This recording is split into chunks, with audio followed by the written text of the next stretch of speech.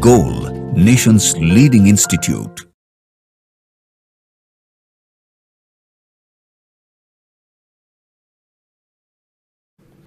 Hello student, आज हम लोग डिस्कस करने जा रहे हैं सॉल्यूशन मेजर टेस्ट 9 का।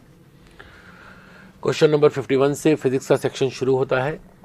पहला क्वेश्चन है the field view is maximum for convex lens, maximum for plane mirror, concave mirror, convex mirror and cylindrical mirror. तो हम लोग जानते हैं कि मैक्सिमम जो फील्ड व्यू होता है वो हमारा कन्वेक्स मिरर के लिए होता है, और यही रीज़न है कि इसका इस्तेमाल हम लोग करते हैं साइड व्यू मिरर के फॉर्म में। इसलिए पहला 51 का जो हमारा आंसर है, 51 हमारा आंसर होगा कन्वेक्स मिरर, थर्ड ऑप्शन, 51 का option number third. Next question की तरफ मूव करते हैं हम लोग। अब आते हैं हम लोग क्वेश्चन नंबर 52 में। 2 galvanometer A and B require 4 milliampere and 8 milliampere respectively to produce the same deflection of 20 division, then which is more sensitive. यहाँ पर सेंसिटिवनेस के बारे में बात करना है। तो हम लोग बात करें अगर सेंसिटिवनेस की, तो यहाँ पर डिफ्लेक्शन पर यूनिट करंट होगा, तो S A divided by S B अगर मैं करूँगा तो यहाँ पर आएगा I B divided by I A, I B divided by I A. अब यहाँ देखा जाए S A divided by S B, यहाँ पर करंट ए में है 4 एम्पेयर एंड बी में है 8, तो 8 divided by 4 that is S A by S B is equal to 2 and SA by SB is equal to 2 mean SA is greater than SB, यानी हमारा answer होगा A is more sensitive than B। 52 का option number 1, 52 का option number 1 हमारा answer है, 52 का option number 1। Next question की तरफ मूव करते हैं हम लोग। नेक्स्ट क्वेश्चन की तरफ मूव करते हैं। Question number 53, the resonance frequency of LCR circuit depends upon. Again ये बहुत इजी क्वेश्चन है हमारे पास। हम लोग जानते हैं रेजोनेंस फ्रीक्वेंसी के लिए जो फॉर्मूला यूज करते हैं हम लोग, nu R is equal to 1/2 pi under root LC। तो यहाँ से देखा जा सकता है कि रेजोनेंस फ्रीक्वेंसी के अंदर में L है और C है, मीन्स कि यहाँ पर ये डिपेंड करेगा L एंड C पर, यानी 53 का ऑप्शन नंबर 4 जो है हमारा राइट आंसर है। 53 का ऑप्शन नंबर 4 ये हमारा राइट आंसर है। नेक्स्ट क्वेश्चन की तरफ मूव करते हैं। नेक्स्ट क्वेश्चन हमारा है the angle between dipole moment and electric field at any point of the equatorial plane. यहाँ पर हम लोगों को हमें एंगल निकालना है। हम ये जान रहे हैं कि मान लो ये डाइपोल, ये जो है डायरेक्शन मैं ले लूँ, ये डाइपोल का डायरेक्शन है, हम ये इक्वेटोरियल प्लेन है। हम जानते हैं कि इक्वेटोरियल प्लेन पर जो इलेक्ट्रिक फील्ड होती है वो इस डायरेक्शन में होगी, मतलब ये कि डाइपोल मोमेंट P और इलेक्ट्रिक फील्ड E के बीच का जो एंगल होगा वो हमारा एंगल 180 डिग्री होगा, यानी 54 का option number 2 is right answer. 54 का ऑप्शन नंबर 2, 54 का ऑप्शन नंबर 2 हमारा राइट आंसर है। हम लोग नेक्स्ट क्वेश्चन की तरफ मूव करते हैं।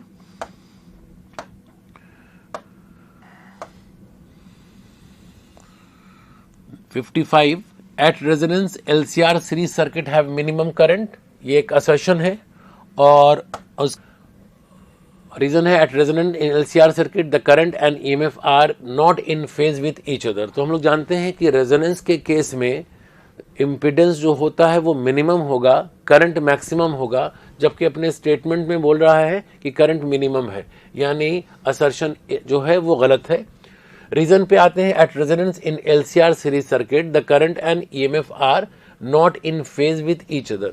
रेजोनेंस के केस में I और V के बीच का जो फेज होगा वो 0 डिग्री होगा, यानी कि दोनों एंगल जो होगा वो फेज एंगल 0 डिग्री होगा, और दोनों का दोनों जो होंगे वो सेम फेज में होंगे। हमारा यहाँ स्टेटमेंट कह रहा है कि not in phase with each other, it means कि असर्शन और रीजन दोनों का दोनों रॉन्ग है। तो हमारे पास ऑप्शन जाएगा if assertion is false but reason is true, no, if both assertion and reason are false, यानी 55 का 55 का option number 4 is the right answer. 55 का 4। नेक्स्ट क्वेश्चन में मूव करते हैं हम लोग। 56 नंबर क्वेश्चन में हम आते हैं। E and B are the electric field, magnetic field vector of electromagnetic waves. Then direction of propagation of electromagnetic wave. Propagation of electromagnetic wave. हम जानते हैं कि डायरेक्शन जो होगा वो E क्रॉस B के डायरेक्शन में होगा, यानी 56 का ऑप्शन नंबर 2। अगर ये एक थ्योरेटिकल क्वेश्चन है, आपको याद रखना है E क्रॉस B के डायरेक्शन में प्रोपगेशन ऑफ इलेक्ट्रोमैग्नेटिक वेव होगा। 56 का ऑप्शन नंबर 2 हमारा राइट आंसर है। नेक्स्ट क्वेश्चन की तरफ मूव करते हैं हम।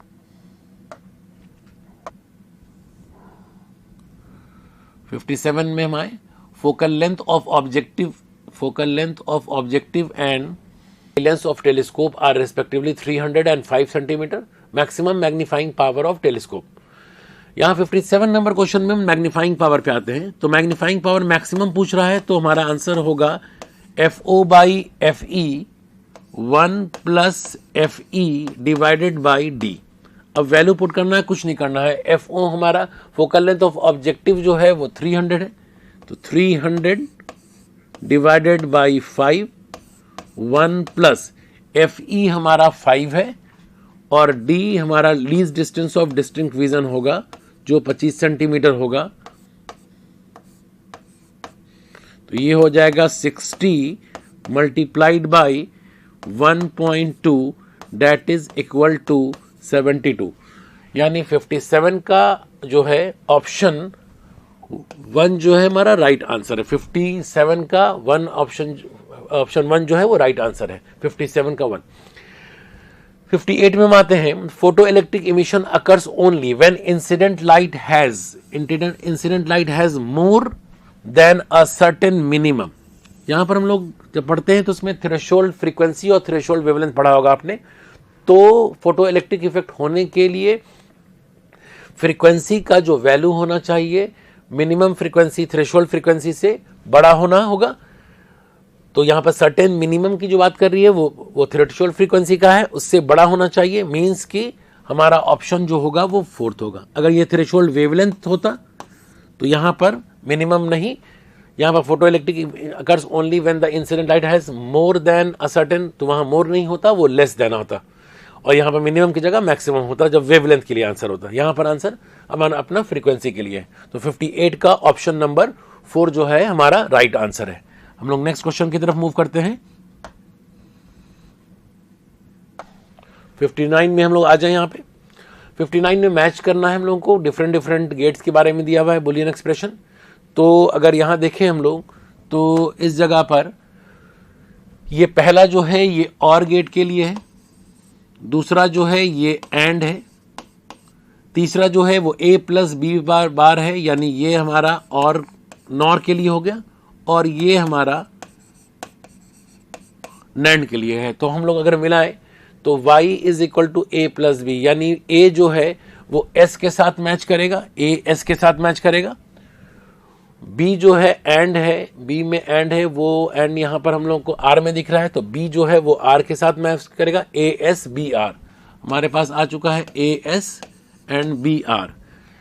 नॉर जो है C में है, C हमारा मैच करेगा Q के साथ, तो C हमारा Q के साथ मैच कर गया, तो AS BR CQ, और बच गया हमारे पास D में मैच करेगा P के साथ। तो हमारा ऑप्शन नंबर 2 होगा। 59 का option number 2 is the right answer. 59 का ऑप्शन नंबर 2 जो है वो राइट आंसर है। नेक्स्ट में मूव करते हैं हम लोग। क्वेश्चन नंबर 60 क्या कह रहा है कि यंग्स डबल स्लिट एक्सपेरिमेंट में येलो और इंडिगो को के फ्रिंजेस जो है वो कोइंसाइड कर रहे हैं। तो अब यहां पर एक बात को समझें, हम लोग अगर इसमें इसके सेटअप को देखें, मान लो यहां पर ये S1 है, ये वाला पार्ट S2 है, ये अपना सेंट्रल मैक्सिमा, और इस जगह पर मान लो पॉइंट P पर कोइंसाइड कर रहा है, एक का nth एक का n+1th। तो यहां पर हमें समझना है कि ये वाली जो दूरी है, ये जो दूरी जिसको हम लोग y से अगर डिनोट कर दें, तो ये वाली दूरी दोनों के लिए सेम आएगी। और हम लोग यहाँ पर अब क्या करेंगे कि इंडिगो लाइट 560 है respect value of n for which the nth yellow fringe coincide with the n+1th Indigo fringe. तो यहाँ पर लिखा जा सकता है n lambda 1 d by d is equal to n+1 lambda 2 d by d। d ये cancel out हो जाएगा, n हो गया, लैम्डा 1 हमारा जो दिया हुआ है येलो का दिया हुआ है 560, n+1 और ये आ गया 420, 4 और ये 3, तो n/n+1 is equal to 3/4, that is n is equal to 3। ये हमारा n इज इक्वल टू 3 है, यानी 60 का ऑप्शन नंबर 3 जो है वो राइट आंसर है। 60 का आंसर ऑप्शन नंबर 3 ये राइट आंसर है हमारा। नेक्स्ट में मूव करते हैं।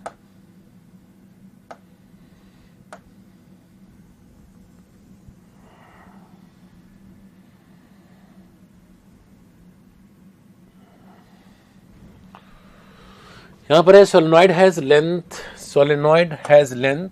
0.6 metre, radius 2 centimetre and 1200 turns of wire. If current of 6 ampere is pass through this solenoid then what is the magnetic field inside the solenoid. Direct formula based question है। B is equal to μ0 n into आई।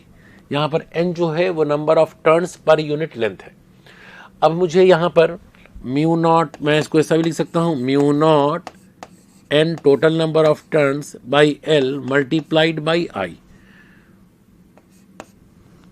μ0 का value हो गया 4 pi into 10 to the power -7।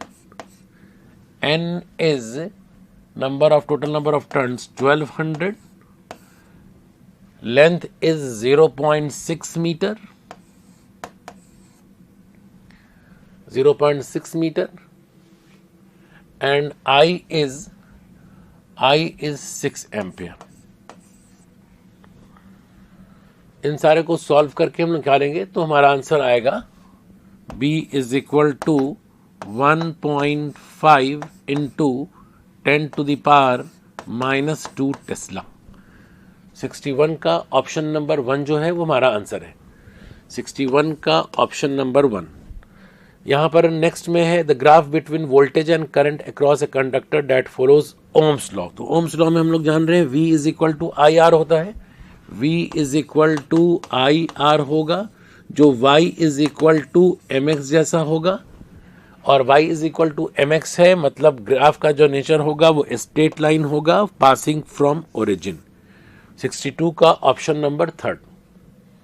Next में हम लोग move करते हैं 63। Again एक थ्योरेटिकल क्वेश्चन है। For a particle moving in a vertical circle the total energy at different point along the circle. बात यहाँ पर टोटल एनर्जी की है। जानते हैं कि टोटल एनर्जी होगी वो हर एक पॉइंट पर कंजर्व होगी, मीन्स 63 का ऑप्शन नंबर 4 होगा। 63 का option number 4 is conserve. 64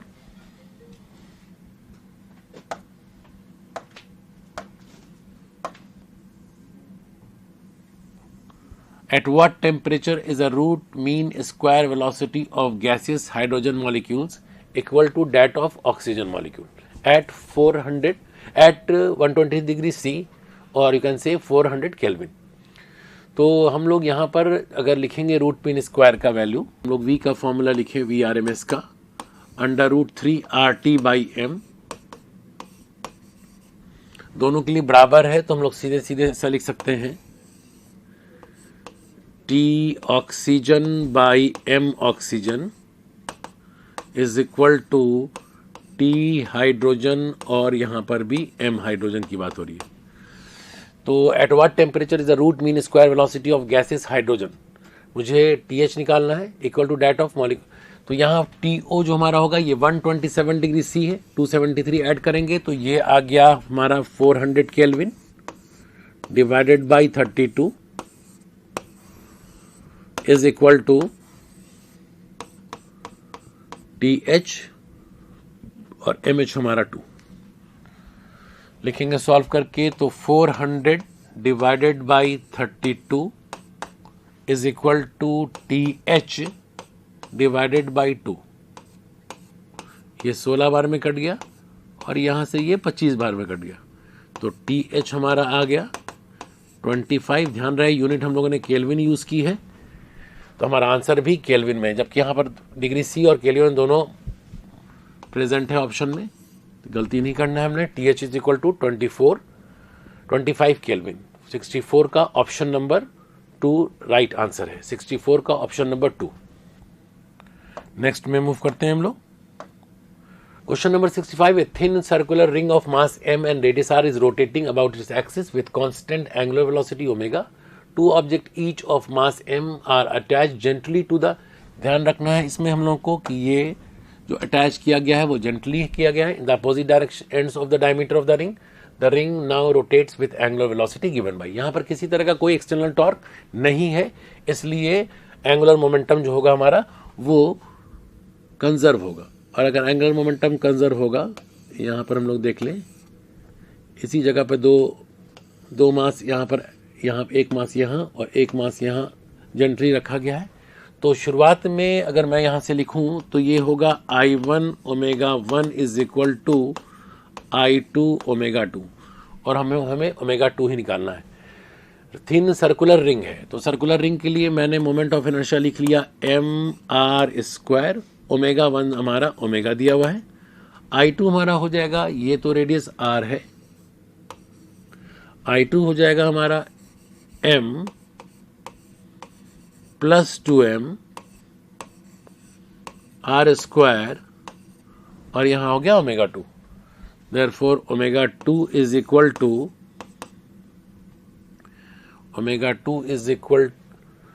the ring now rotates with angular velocity r² मैं कैंसिल करूंगा तो ओमेगा 2 हो गया m omega divided by m plus 2m।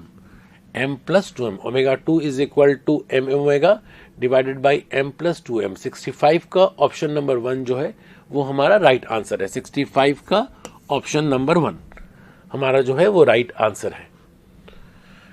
Next question की तरफ मूव करते हैं हम लोग।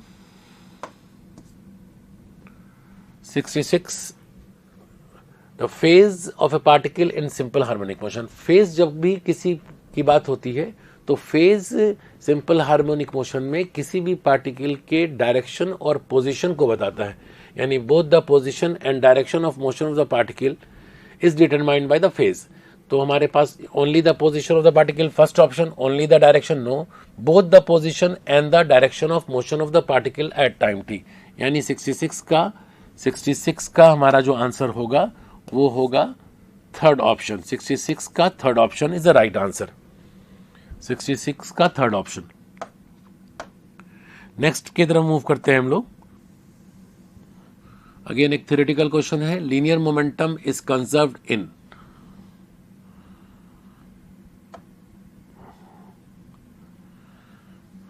लीनियर मोमेंटम जो है इसका इन इलास्टिक कॉलिजन में नाइदर 1 नॉर 2, बोथ 1 and 2। तो हमारा यहाँ राइट आंसर होगा both 1 and 2। Both 1 and 2 is the right answer. 67 का option number 4 is the right answer. इस क्वेश्चन की तरफ मूव करते हैं। 68, in Young's double slit experiment 24 fringes are observed to be formed in a certain segment of the screen when light of wavelength 640 nanometer is used. If the wavelength of light is changed to 480 nanometer, number of fringes observed in the same segment of the screen is given by। तो again यहाँ पर हमारा जो answer है ये कुछ उसी तरह का है कि इस सेंट्रल मैक्सिमा से जो वो स्पेस है वो आपका दोनों के लिए बराबर है। तो हम लोग वहाँ पर जैसा मैंने देखा था कि हम लोग ने n1 lambda 1 is equal to n2 lambda 2 किया था, यहाँ पे एग्जैक्टली उसी तरह से करेंगे। यहाँ पर हमारा 24 फ्रिंजेस हैं और वेवलेंथ जो किया गया है वो यूज़ किया गया है 640 नैनोमीटर का। तो N1 is 24 into lambda 1 640, N2 हमें निकालना है और लैम्डा 2 जो है वो दिया है 480 नैनोमीटर।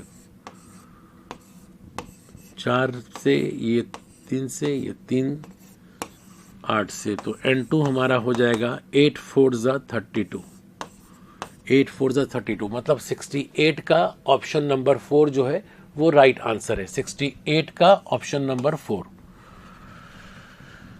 68 का ऑप्शन नंबर 4।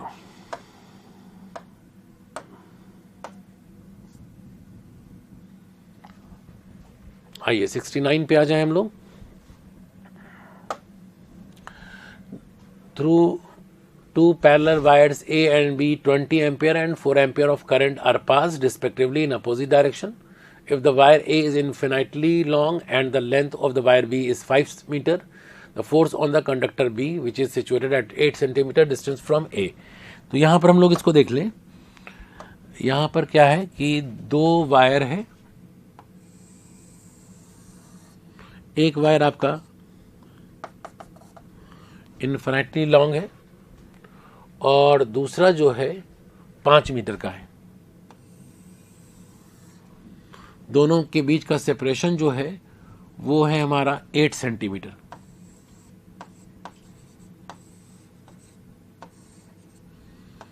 दोनों में करंट एक दूसरे के डायरेक्शन के अपोजिट चल रहा है।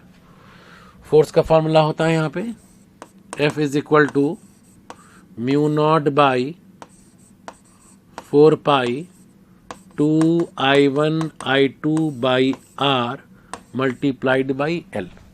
वैल्यू पुट करें, mu naught by 4 pi 10 to the power -7, 2 I1 is 20 and I2 is 4, 20 into 4, R is 8 centimeter, that is 8 into 10 to the power -2 meter and L is 5। यहाँ 4 और 2 मिलकर के ये 8 कट जाएगा। 25 ज़ा 100, 100 10 to the power 2, यहाँ 10 to the power -7 यानी 10 to the power -5, -2 पर चला जाएगा तो +2, -5 + 2 that is -3, 10 to the power -3 Newton. that is 69 का ऑप्शन नंबर 1 जो है वो राइट आंसर है। 69 का ऑप्शन नंबर 1। नेक्स्ट में मूव करते हैं।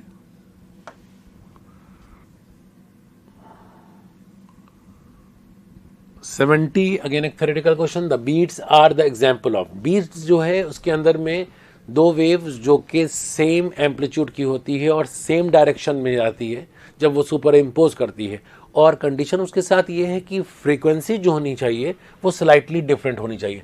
तब हम लोग यहाँ से ऑप्शन पढ़ते हैं, interference of 2 more waves having different amplitude but same frequency. नहीं, सेम फ्रीक्वेंसी नहीं होती है। Interference of 2 or more waves having same amplitude but slightly different frequency. यहाँ तक तो सही था, लेकिन ये परपेंडिकुलर डायरेक्शन, यहाँ पर जो डायरेक्शन की बात कर रहा है वो परपेंडिकुलर है, नहीं वो सेम डायरेक्शन होना चाहिए। Interference of 2 or more waves having same amplitude but slightly different frequency in the same direction. यहाँ देखिए ये सेम डायरेक्शन है, यानी हमारा जो ऑप्शन है वो थर्ड है, वो थर्ड ऑप्शन जो हमारा है वो करेक्ट आंसर है। 70 का ऑप्शन नंबर 3, 70 का ऑप्शन नंबर 3। नेक्स्ट क्वेश्चन की तरफ हम लोग मूव करते हैं। 70 का के बाद हम लोग 71 में 71 में क्या कह रहा है? If R is a radius of soap bubble and S its surface tension then excess pressure inside is. Excess pressure का डायरेक्ट फॉर्मूला होगा, सोप बबल है तो दो इसकी फ्री सरफेसेस होंगे। एक्सेस प्रेशर हमारा जो होगा वो 4S/R होगा। Excess pressure is 4S/R। 71 का 3rd, 71 option number 3rd। Next में मूव करते हैं। A physical quantity Q is calculated according to the expression if percentage error in A, B, C दिया हुआ है। What is the maximum percentage error in Q? तो maximum percentage error in Q, maximum percentage error in Q, ये हो जाएगा 2 times delta A by A into 100 plus 2 times delta B by B into 100 1 times delta C by C into 100 and 1 by 2 times delta D by D into 100. Delta A by A into 100, ये पूरा जो होगा वो percentage error in A हो गया जो हमारा दिया हुआ है 1%। तो यहाँ पर ये हो गया 2 into 1 2, ये बी के अंदर में परसेंटेज एरर जो 2 है तो 2 2 4, ये सी के लिए सी में 3% है 1 into 3 दैट इज 3, और डी में 4% है half into 4 1 by 2 into 4 that is 2 2 4 6 6 3 9 9 2 11% जो होगा वो मैक्सिमम एरर है इसका, यानी 72 का ऑप्शन नंबर 4, 72 ऑप्शन नंबर 4 जो है हमारा राइट आंसर है। 70 नेक्स्ट में मूव करते हैं।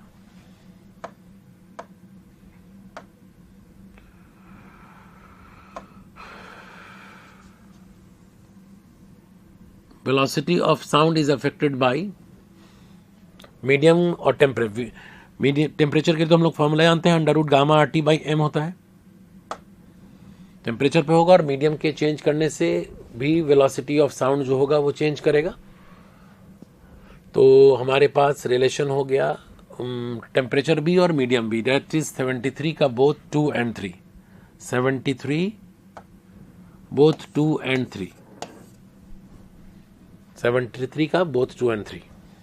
नेक्स्ट की तरफ मूव करते हैं। 74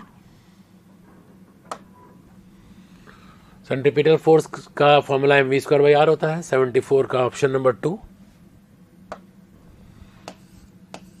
74 का option number 2।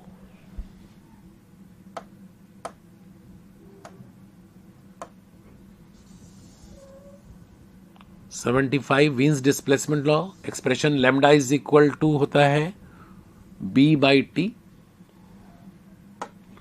Lambda m is equal to B by T, ये वीन्स डिस्प्लेसमेंट लॉ है।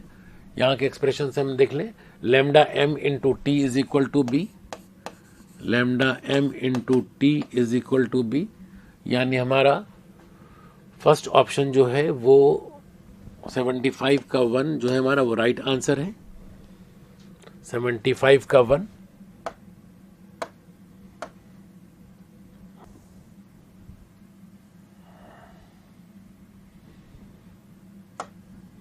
है when an electron in hydrogen atom revolves in stationery orbit, ये किसी स्टेशनरी ऑर्बिट में अगर मूव कर रहा होता है तो उसमें क्या होगा। जब वो किसी स्टेशनरी ऑर्बिट में होता है तो किसी तरह की कोई एनर्जी रेडिएट नहीं करता है, और देखिएगा ध्यान से यहाँ पर वेलोसिटी की बात पूछी जा रही है, तो सर्कुलर पाथ में घूमेगा, कर्व पाथ में घूमेगा तो वेलोसिटी में चेंज होगा ही। तो यहाँ पर does not radiate light through its velocity जो होगी वो चेंज करेगी। यहाँ पर 76 का ऑप्शन नंबर 4 आएगा, 76 का ऑप्शन नंबर 4 राइट आंसर है। वेलोसिटी चेंज करेगी लेकिन एनर्जी जो है वो रेडिएट नहीं करेगा वो। नेक्स्ट क्वेश्चन की तरफ बढ़ते हैं।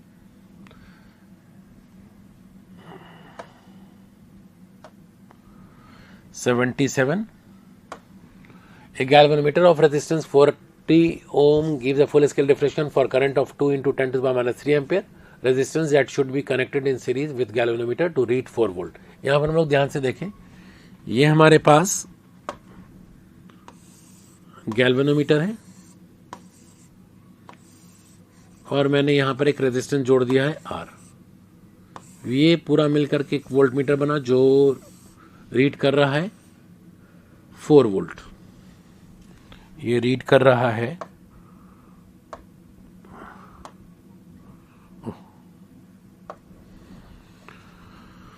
गैल्वेनोमीटर, यहां पर रेजिस्टेंस, ये पूरा मेजर कर रहा है 4 वोल्ट। यहां पर हमें समझना है कि गैल्वेनोमीटर का रेजिस्टेंस दिया हुआ है 40 ओम। तो हमारे पास रिलेशन आएगा V is equal to I times R plus G, और मुझे R निकालना है। तो R plus G is equal to हो गया V by I, therefore R is equal to V by I minus G, V by I minus G। अब यहां पर हम देखें,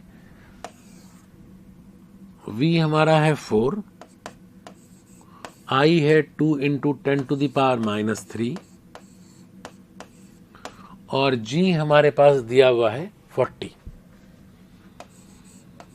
सॉल्व करेंगे, ये 10 टू द पावर माइनस 3 ऊपर जाएगा तो ये 2 into 10 to the power plus 3 हो जाएगा, 2000 minus 40 that is 1960 ohm. 1960 ohm is the right answer. 77 का ऑप्शन नंबर 3 जो हमारा है वो राइट आंसर है। 77 का option number 3।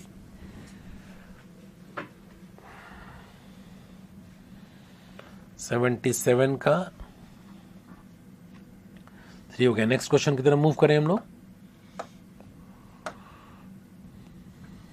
78 atomic nuclei, for atomic nuclei the binding energy per nucleon. Binding energy जो होती है उसका कर्व, अगर आप एक रफ इसकी कर्व हम लोग देख लें, एक रफ कर्व जो हमारा होगा वो कुछ इस तरह का होता है। बाइंडिंग एनर्जी पर न्यूक्लियन, और ये मास नंबर का अगर हम लोग कर्व देखें तो एक रफ कर्व का नेचर कुछ ऐसा होता है, ऐसा। यानी बाइंडिंग एनर्जी पर न्यूक्लियन पहले बढ़ती है और फिर घटती है। तो यहाँ पर हम लोग देखें, increases continuously, decreases continuously, remains constant, first increases then decreases. अगर आप यहाँ से एक रफ आइडिया लें तो फर्स्ट इंक्रीजेस है और देन डिक्रीजेस है। तो हमारे पास जो 78 का आंसर आएगा वो 4 ऑप्शन होगा। 78 का 4 ऑप्शन होगा। बाइंडिंग एनर्जी पहले बढ़ेगी और फिर घटेगी, कंटिन्यूसली या कांस्टेंट वाली कोई बात इसमें नहीं होती है।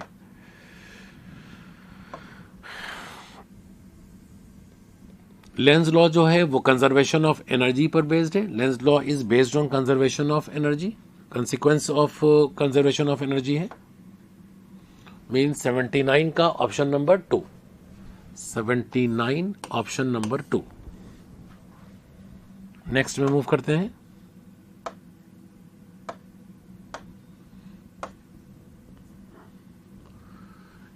When a PN junction diode is reverse biased, reverse biasing के केस में, रिवर्स बाइसिंग जब होगी तो रिवर्स बाइसिंग में no current flows, the depletion नहीं, नो करंट फ्लोज की बात नहीं होगी। रिवर्स में ड्रिफ्ट करंट जो होगा वो थोड़ा बड़ा होगा as compare to diffusion current. Depression region, ये सेकंड ऑप्शन जो है हमारा राइट आंसर है। डिप्रेशन रीजन जो होगा वो इंक्रीज कर जाएगा, डिप्लेशन रीजन जो होगा वो इंक्रीज करेगा। 80 का ऑप्शन नंबर 2। 80 का option number 2।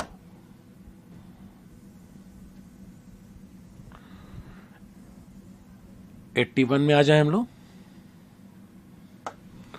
The inductive reactance of an inductor of coil of 1/2 pi henry at 50 hertz. XL पूछ रहा है हमारे पास। एक्सएल होता है omega L, that is 2 pi nu L. 2 pi nu हो गया 50 और एल हो गया 1/2 pi henry. 2 pi cancel out. XL is equal to 50 ohm. 81 का ऑप्शन नंबर 3। 81 इज का option number 3।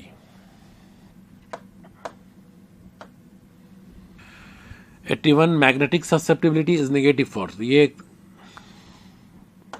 Magnetic susceptibility negative होती है हमारे पास डायमैग्नेटिक सब्सटेंस के लिए, यानी diamagnetic only. Option number 4। 82 option number 4। 82 option number 4।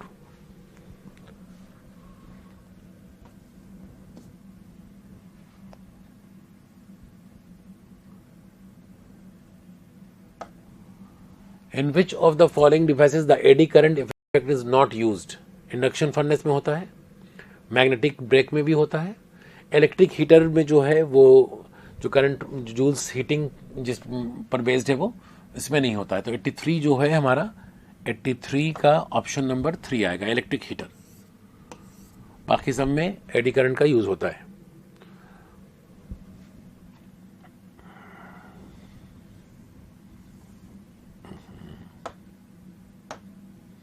Next question हमारा है, a charge particle enters at 60 degree to the magnetic field, its path becomes 0 या 180 पर जो है वो स्ट्रेट लाइन होता है, 90 पर जो है वो सर्कुलर होता है, और अदर एंगल के लिए हमारा जो पाथ होगा, ट्रैजेक्टरी जो होगी वो हेलिकल होगी।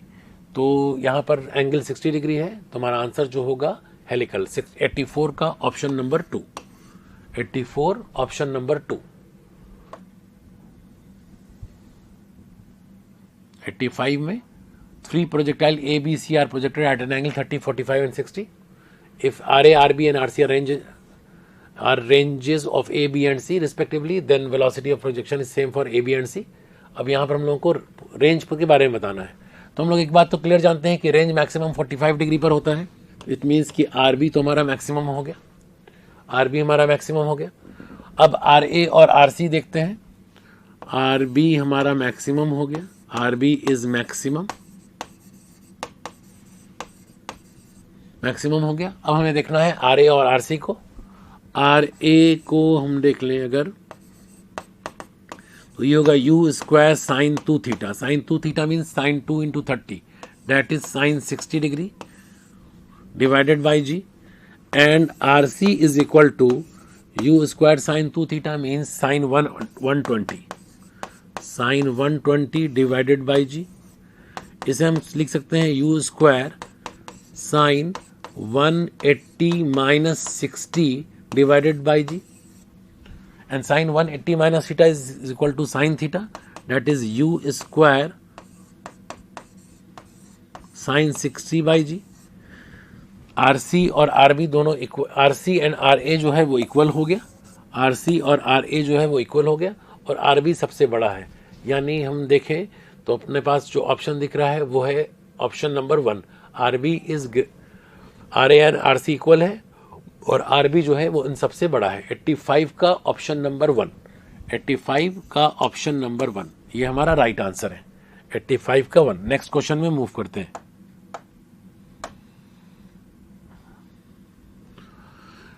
Frictional force are conservative force, ये हमारा स्टेटमेंट गलत है।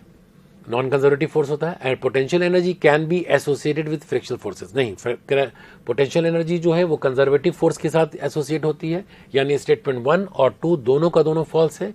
तो हमारा both statement 1 and statement 2 are incorrect, यानी 86 का 1। नेक्स्ट क्वेश्चन की तरफ मूव करते हैं।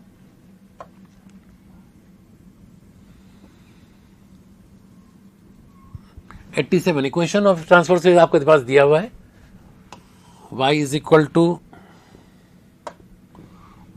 To 40 sine t plus 0.54x velocity of wave. यहां पर हम लोग जान रहे हैं वेलोसिटी ऑफ वेव का जो फॉर्मूला होगा वो होगा कोफिशिएंट ऑफ t और कोफिशिएंट ऑफ x का रेशियो। तो आप देख रहे हैं t के पहले कुछ नहीं है, नहीं 1 है, और x के पहले 0.4 है। तो हमारे पास आंसर जो होगा वो हो जाएगा 1/0.4, ये हमारा आंसर है। यानी 10/4 दैट इज 2.5 मीटर पर सेकेंड, 2.5 मीटर पर सेकेंड, ये हमारा राइट आंसर है। 87 का option number 4 is a right answer, 87 का 4। नेक्स्ट में मूव करते हैं हम लोग।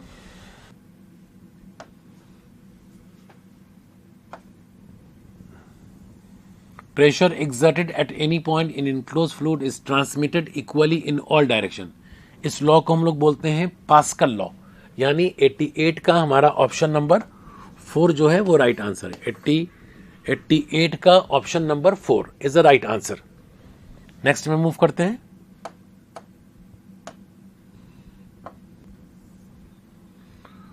Moment of inertia of A hollow cylinder of mass m, याद रहे सिलेंडर हॉलो है, हॉलो सिलेंडर है, मोमेंट ऑफ इनर्शिया उसके एक्सिस के अबाउट mr² होगा, यानी 89 का option number 3, 89 option number 3, 89 option number 3।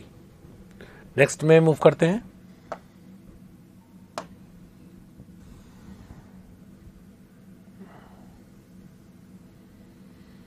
Two spheres of the same material have the same radius, but one is hollow and while the other is solid. Both spheres are heated to the same temperature. Then nothing can be about their relative expansion if their masses are not given. नहीं, ये गलत option है। Expansion is same for both.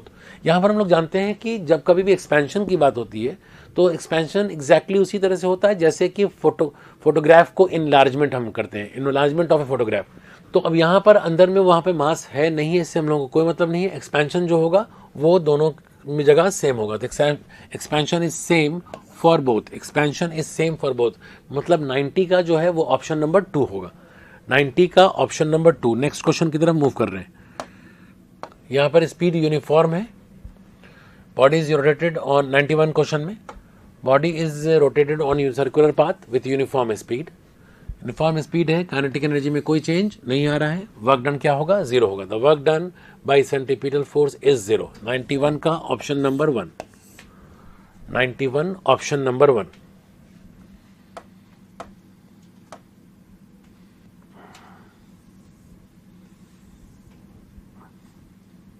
(92) में the graph between displacement and time for a particle moving with uniform acceleration. हम लोग जान रहे हैं यूनिफॉर्म एक्सेलरेशन से मूव कर रहा है, तो हमारे s is equal to ut plus half a t square. और ये बात क्लियर है कि नेचर ऑफ द ग्राफ जो होगा वो पैराबोलिक होगा। Straight line with positive slope, straight line with parallel to the time axis नहीं, यहाँ पर जो नेचर ऑफ द ग्राफ होगा वो होगा पैराबोलिक, यानी पैराबोला शेप का होगा 92 का। आइए नेक्स्ट क्वेश्चन में बढ़ते हैं। Convex lens with material of refractive index 3/2 has 2 surfaces of. यहां पर हमारे पास 2 सरफेस हैं, दोनों का रेडियस सेम। साइन कन्वेंशन के साथ पुट करते हैं 1/f। ये आपका R1 है, ये पॉजिटिव R लिखा जाएगा, ये आपका R2 है, ये माइनस नेगेटिव। हम लोग ये अज्यूम करते हुए चल रहे हैं कि लाइट जो है वो इस डायरेक्शन से चल रही है। तो 1/f is equal to mu minus 1 हो गया, 3/2 minus 1, 1/R1 minus 1/R2, 1/2 into 2/R, 2 cancel out, f is equal to R। यानी हमारे पास 93 का option number 2, 93 option number 2। Next में मूव करते हैं क्वेश्चन।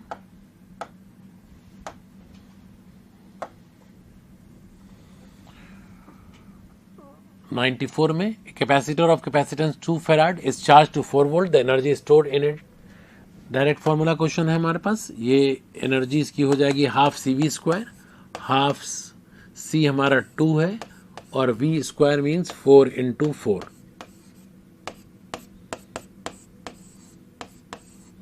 U is 16 joule. 94 का option number 1, 94 option number 1। Next question की तरफ बढ़ते हैं।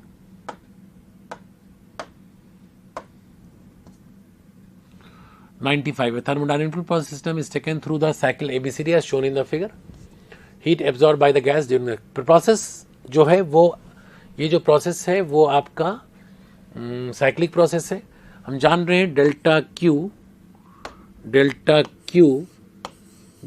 जो हीट दी जाती है वो यूज की जाती है 2 पार्ट में, delta U plus delta W। यहाँ पर हम लोग जान रहे हैं कि साइक्लिक प्रोसेस है तो डेल्टा पूरे साइकिल के लिए डेल्टा U का वैल्यू क्या हो जाएगा? 0। तो डेल्टा Q जो होगा वो डेल्टा W के बराबर होगा। यानी अब वर्क डन हम लोग निकाल लें यहाँ, तो वर्क डन हमारा क्या होने वाला है? एरिया निकालें, एरिया ऑफ ABCD। यहाँ से यहाँ का लेंथ जो दिख रहा है वो कितना दिख रहा है? 3V है हमारा, V से 3V 2V हो गया, और यहाँ से P से 4P, यानी हमारे पास आंसर हो जाएगा 3P multiplied by 2V, that is 6PV। Area is 6 pV, यही डेल्टा क्यू होगा, यही heat absorb by the gas during the cycle होगी। 95 का ऑप्शन नंबर 1, 95 का ऑप्शन नंबर 1।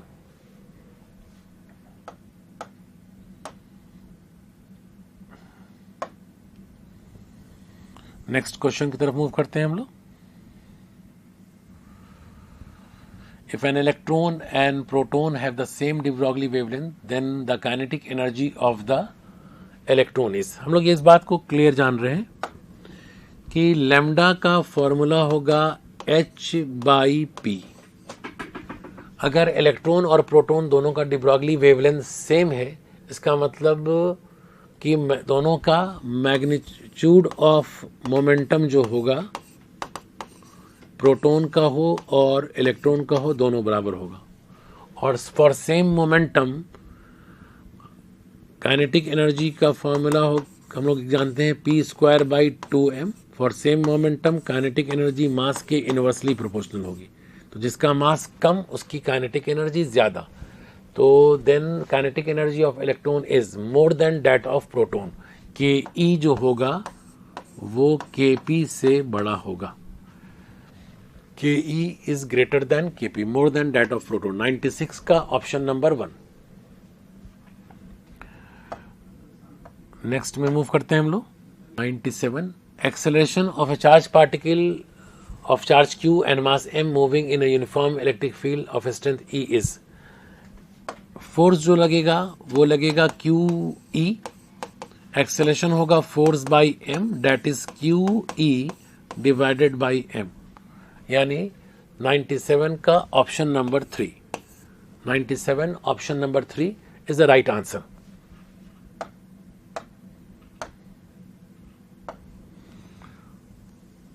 नेक्स्ट में चलते हैं।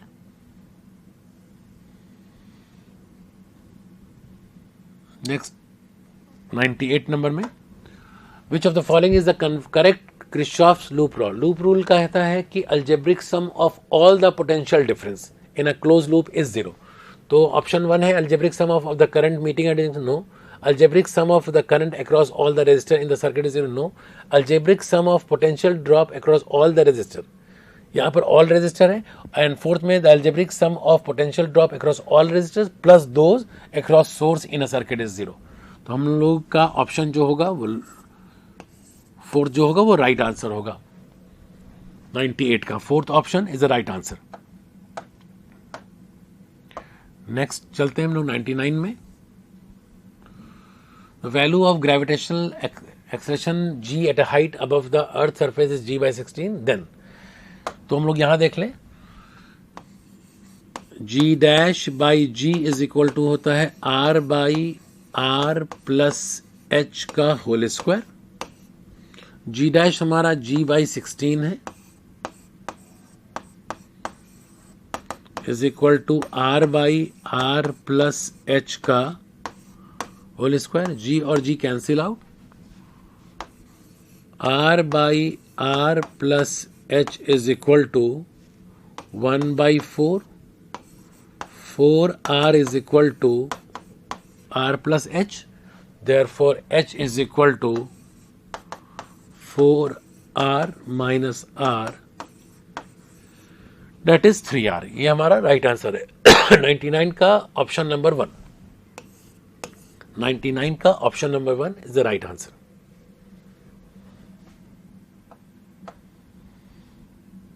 नेक्स्ट में मूव करते हैं हम लोग।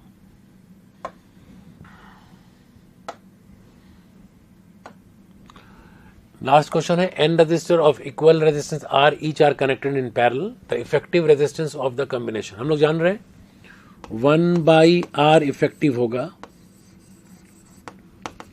1/r1 प्लस 1/r2 1/rn, सारा का सारा जो है वो बराबर है एन रेजिस्टर।